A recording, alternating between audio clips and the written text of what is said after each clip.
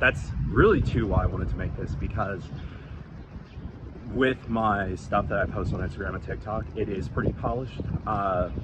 And that polish is just like safety, it's expected, it's where I feel comfortable. Where with this, this is gonna be reps, but you know, you gotta throw yourself into things that you're uncomfortable. But a lot of that perfectionism feels, even when it feels raw and vulnerable on Instagram and TikTok for everyone, it's still very performative. But again, anytime you have a camera, there is some level of performance.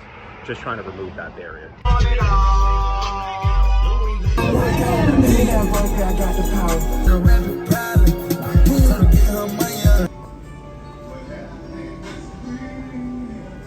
So we got some drip coffee.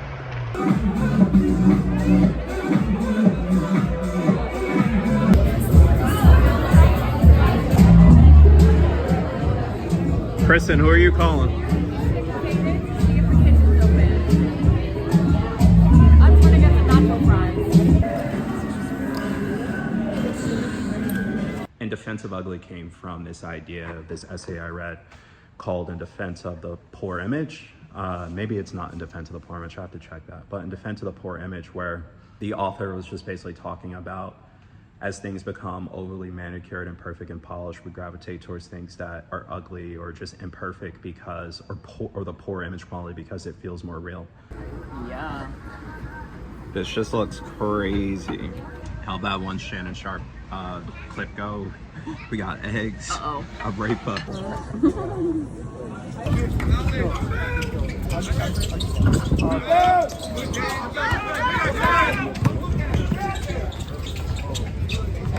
I think a lot of, even with the content I create around culture and people who do, is no one goes outside. No one, talks to people. No one actually does things. They just try to think about what lands in their feed and what they can turn into a viral narrative.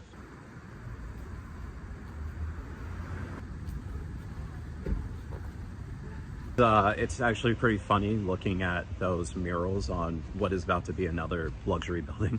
Is that this guy on Reddit, or this person on Reddit, I don't even know if it's a guy, this person on Reddit prompted ChatGPT to make the ugliest image that it could of like art, and it still ended up coming up as a masterpiece. And it's funny to think about, right? Like, even when prompted to make something hideous, AI can't. And when you go from like paintings on just random buildings, graffiti being tagged, it really makes me think, is physical, or just, again, the ugly stuff just the only thing that feels more human because AI can't make purposeful mistakes? I would say it's not even just perfection, it's the fact that it feels soulless, with no soul. There's this company, there's not even a company, this project called the Facade Project, which basically takes these scaffoldings and puts artwork over them. And to me, they only have 300 followers or something, not crazy big. Not following wise, I'm just saying like presence wise because it's new, but it's just genius because all you do is see this. Look at this.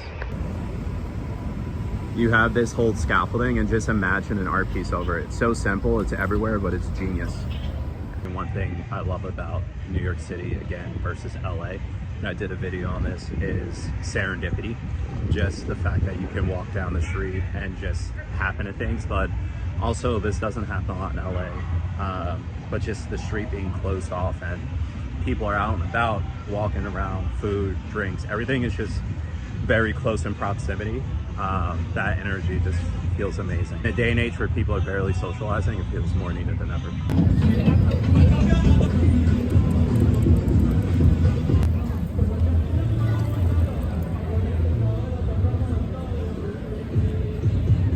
Other thing that makes this hit harder for me is just, I grew up in a generation where, you were told you have to be twice as better, twice as smart. So that like really skews with your perception of how you package things up and how you come across. So you do all this work to work as hard as you can to just be better and prove value.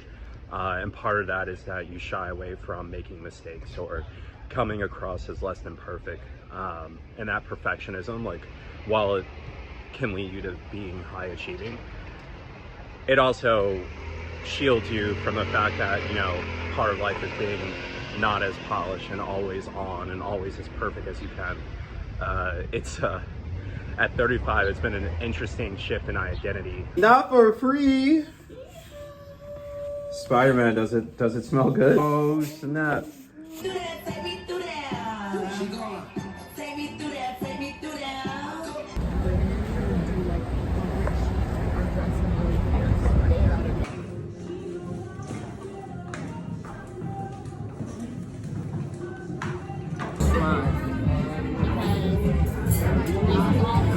I want to go in for this. Make sure it's off.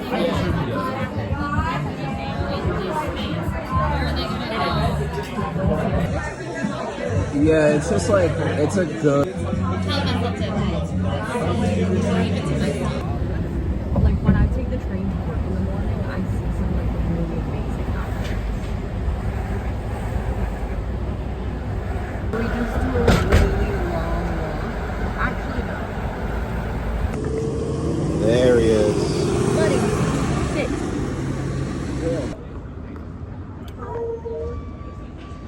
My impression. Look at that face. Hi. Oh no, don't go down there. Here you go. Oh, thank you. You're welcome. I did your whole milk myself. How was it in there? Amazing, but stop recording. I have to tell you something spooky. This is a really new exercise for me. This has been fun. It's been great. I basically recorded clips and just thoughts. And so from Friday to now, and what I would say is still a work in progress. Still need to flex that muscle. It's just very new from how I typically approach like Instagram and TikTok, where I'm scripting things out.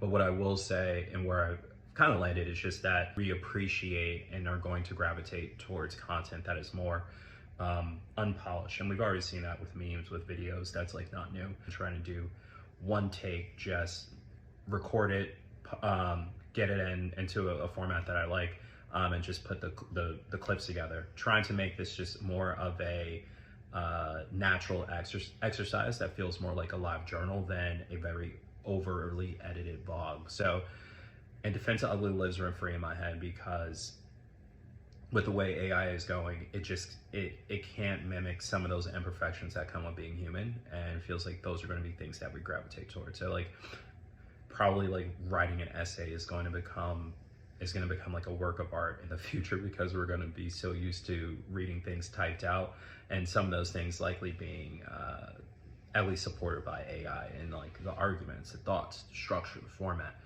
So yeah, but that lives in my head rent free. I'm going to keep doing these. These are really fun. I just need to start working this muscle, because again, it's so different from how I normally approach content. But what lives in your head rent free?